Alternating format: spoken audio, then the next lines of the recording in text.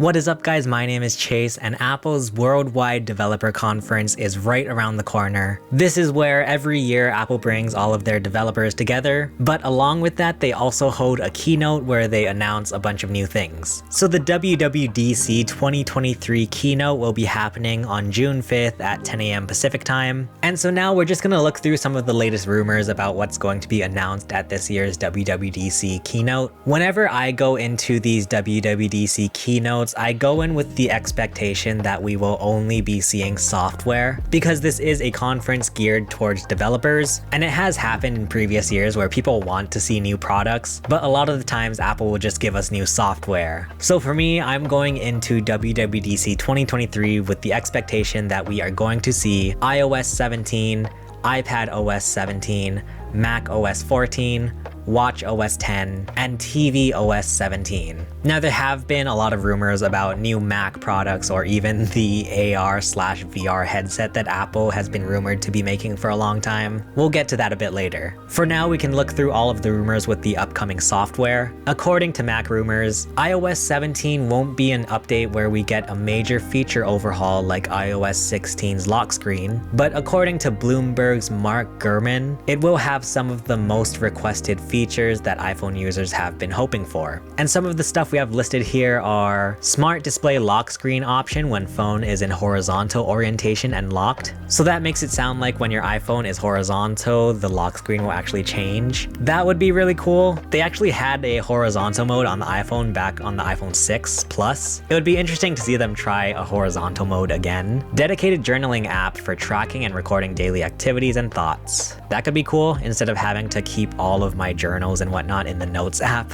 Updated control center interface, more functionality for the dynamic island, more interactive widgets, that would be really great. Health app will include new mood tracking functionality, asking users about their day and tallying up their results over time. So like a mental health thing, that would be kind of cool. I think we all have to take care of our mental.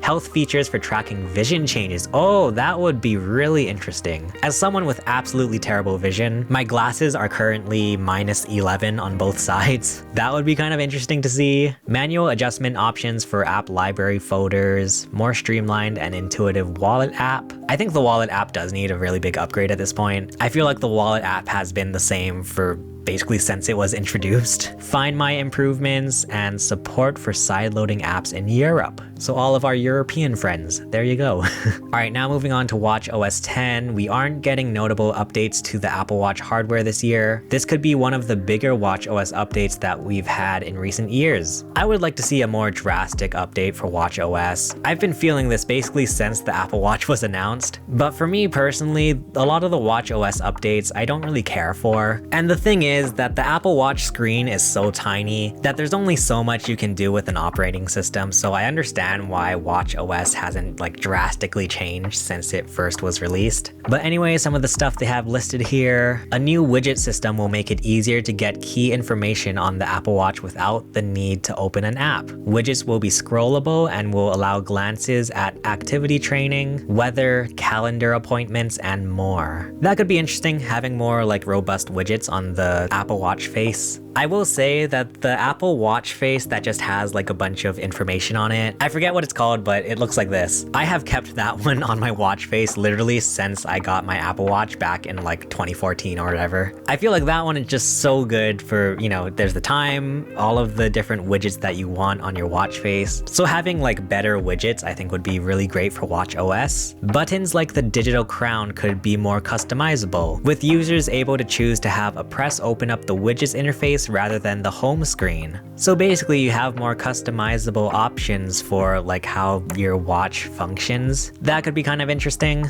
Apple could overhaul the Apple Watch home screen in some way, offering a more intuitive layout than the app grid. I will say that the app grid is not my favorite thing ever. It's one of these things, once again, where the screen is so small. I understand that it's difficult to figure out how to make this tiny little screen work, so it's like I don't know what they could do, so I give them props for that. And then obviously other updates, we're getting tvOS 17 and macOS 14, but no details have leaked about these updates as of yet. And then yeah, it goes on to say Apple is going to debut XROS, the operating system that runs on the headset when the headset is announced. So yeah, that brings us to some of the hardware announcements that are rumored right now. Obviously the big one is this AR/VR headset. So in case you haven't been following along, for the longest time now, it feels like years, there's been this rumor that Apple is making an actual like headset, similar to like the PlayStation VR, I guess. However, this headset is not going to only be VR, it's also going to be AR, which I can totally see happening just because of how much Apple likes to play around with AR in iOS. So unlike VR, where everything happens inside the headset, AR actually allows you to interact with the real world and there's like stuff shown in the real world on the headset. Apple will show off the long-rumored AR/VR headset at WWDC, according to rumors. A WWDC debut will give developers time to design apps and experiences for the device ahead of a launch later in the year. Oh, I didn't actually think about it like that. That actually could make sense. I could see them announcing it here at WWDC and saying like, hey, you know, you can design your apps for this new headset. And Mac Rumors has some of like the rumored features listed here, both augmented and virtual reality capabilities with an option to switch modes with digital crown-like control knob, external battery pack worn at the waist. I've actually never heard that one. So you're gonna have like a battery on your waist? That's weird.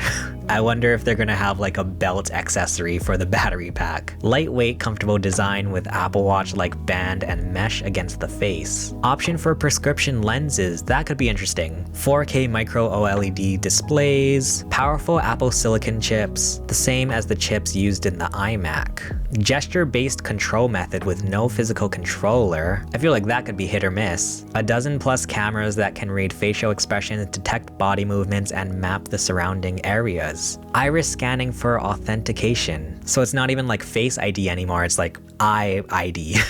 I mean, the thing is, I just personally don't see much use for an AR/VR headset. I'm very interested to see how they're going to sell this headset. And you can already tell just based on like the rumored features that this headset is literally going to cost an arm and a leg. It's gonna be so expensive. So I don't know, we'll see what happens with this AR/VR headset. They're gonna have to make a good argument to sell me on it. And then there's also a rumor about some like miscellaneous Mac products. A new larger 15-inch MacBook Air. I believe just this morning there was a rumor about a new desktop M2 Max and M2 Ultra Mac, which sounds like it's just going to be a second generation Mac Studio. But I mean, that is just a little roundup of all of the rumors for WWDC 2023. Once again, the keynote is going to be happening on June 5th at 10 a.m. Pacific time. It feels like Apple has been being like very quiet lately, which is really interesting. So I feel like this keynote is going to be the first time we actually get to see what they've been working on behind the scenes. But let me know in the comments, what do you guys want to see from Apple's WWDC 2023 keynote? If you guys want to watch another one of my videos about Apple, feel free to check out the video below. For now, thank you so much for watching. My name is Chase and I will see you guys again soon. Bye.